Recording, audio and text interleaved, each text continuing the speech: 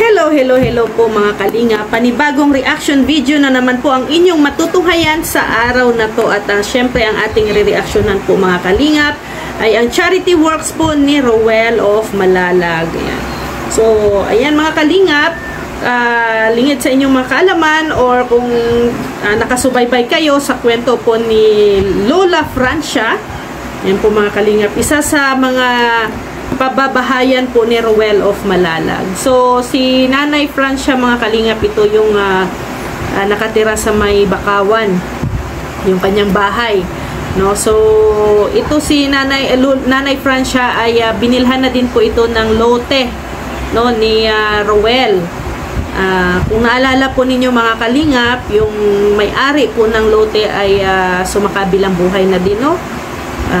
Rest in peace po doon kay kuya, pero bago siya nawala, nagbigay po siya ng syempre ito lupa nga ni Lola Francia, no, malaki ang nabigay niya na discount dito kina Roel. So may busilak na puso si kuya, at least kahit na pumanaw man siya, nakabigay din siya ng din siya, no, nakapag charity din siya sa kanyang kapwa. Ito nga si Nanay Francia, kasi malaki po ang discount na naibigay po niya, no, kina Roel of Malalag. So naway masaya na si tatay ngayon kung saan man siya. So dito tayo kay Nanay Francia mga kalingap. So dinalaw nga po siya ni Roel at saka ni Rachel mga kalingap, si Nanay Francia doon po sa kanyang bahay.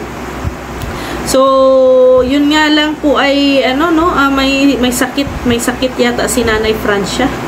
May ubo, sipon, may trangkaso pa. Alam mo yung uso ngayon, lalo na sa panahon, yung pabago-bago ang klima, no? Minsan maulan, minsan mainit, malamig, mainit. So, minsan yung ating katawan matagal nag-a-adjust, no? So, hindi agad nakakapag-adjust sa mga weather. Kaya minsan tayo ay nagkakasakit at bumababa ang ating mga immune system. Kaya dapat at ang gawin natin ay uminom ng maraming tubig, no? Kumain ng mga gulay, isda, no? Mga prutas, no? Ganyan, para mag-boost, no? Ma-boost ang ating immune system at hindi tayo basta-basta magkakasakit.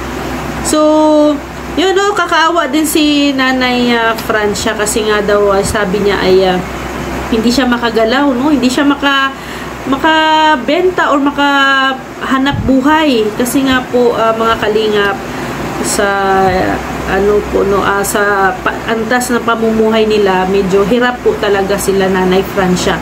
Kung hindi po sila magsumikap, hindi sila magbenta, or kung ano man ang ibenta nila, no, gulay, or kung ano man, kinason, wala silang makain, wala silang pera. Kaya yan, no, medyo sabi nga ni Nanay Francia, itong pagkakasakit niya daw ay napaka-hassle sa kanila. Gustuhin niya man na magtrabaho, hindi niya magawa kasi nga daw nananakit ang kanyang mga katawan. So ganyan po talaga, no, basta mayroon kang trangkaso, may mga iniinda kang sakit, no, wala kang gana, no? Walang gana ang iyong parang ayaw mong gumalaw-galaw, na masakit lahat ang katawan mo, buong katawan mo, no, masakit. Kaya kawawa po, no, kawawa sila Nanay Francia. So yun nga ang sabi niya, naghihirap din sila sa kanilang pang-araw-araw na pagkain, lalo na pag may sakit siya. Yung mga apo niya minsan kawawa din, no? Walang makain. Kaya grabe ang pagsakripisyo, no, ni Nanay Francia. Mayroon naman siyang mga anak, no? Tumutulong naman sa kanya, kahit papano may umaalalay kay Nanay Francia, pero hindi pa rin sapat po mga kalingap. So, ito si Nanay Francia mga kalingap ay isa ito sa mga pababahayan po ni Roel mga kalingap. Kaya salamat sa mga grupo, mga sponsors na handang tumulong sa mga katulad nito, no, pabahay para sa mga taong mahihirap. So kasi ito din si Lola Francia ay isa din ito sa mga karapat-dapat din talaga na tulungan. So yun, no, medyo hindi maganda ang pakiramdam ni Nanay Francia. Medyo parang nangihina siya.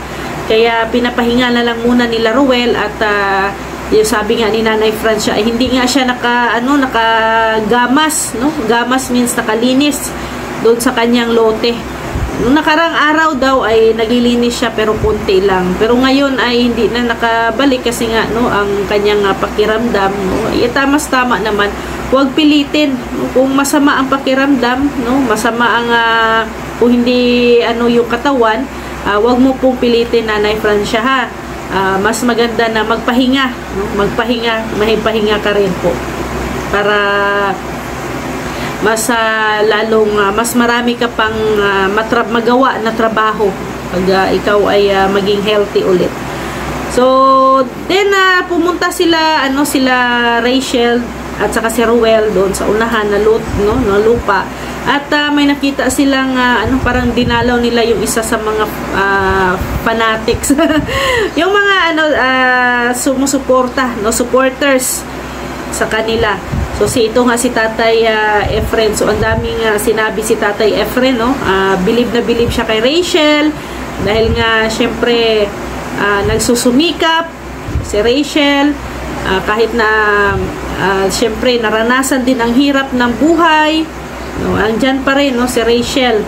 Nakatayo pa rin, nagsusumikap sa sariling mga paa. So sabi ni Tatay ay hangang-hanga talaga siya sa mga vlogger. Kasi 'di ba, syempre kasama ang mga vlogger hindi mo kamag-anak pero tinutulungan, 'di ba? Hindi nila kamag-anak pero tinutulungan, pinapabahayan, binibigyan ng mga pagkain. So ganyan po ang mga charity vlogger. Kaya salamat sa mga sumusuporta, no, tumatangkilik sa aming mga charity vlogger. Thank you talaga. At yun, no, si Rachel din, ang sabi niya lang kay Nanay Francia ay laban lang, no, manalig. Isa yan sa mga number 1 na kailangan natin maging sandata, ang tiwala, mag-pray lang, no, mag-pray kay Lord, magtiwala sa mga blessings na ibibigay ni Lord. Hindi man ngayon, pero malay natin bukas ibibigay. So maraming salamat po mga kalingap. Sa mga hindi pa po nakapanood sa full video na to, puntahan nyo po ang channel ni Ruel of Malalag. Nandoon po ang kanyang full video, kung yung buong kwento, no, sa pagbisita po nila kay Nanay Francia. At syempre, pakisuportahan din po ang channel ni Kuya Val Santos Matubang, Ate Edna Vlogs, Kalingap Rab, Ruel of Malalag, Rachel Morales Vlogs, at ang inyong abang lingkod, Rhea Olarte. Kasama po ang ating deputy dito sa Davao del Sur, Mick Agnes Vlog, Kalingap Awi, Kalingap Angelib, Kalingap Bibi Girl, Kalingap Dodo, Bila Ayop, Rachel TV, John Lindon Official, and also Rex Vlog. Maraming salamat po mga kalingap. See you tomorrow. God bless everyone. Bye-bye po.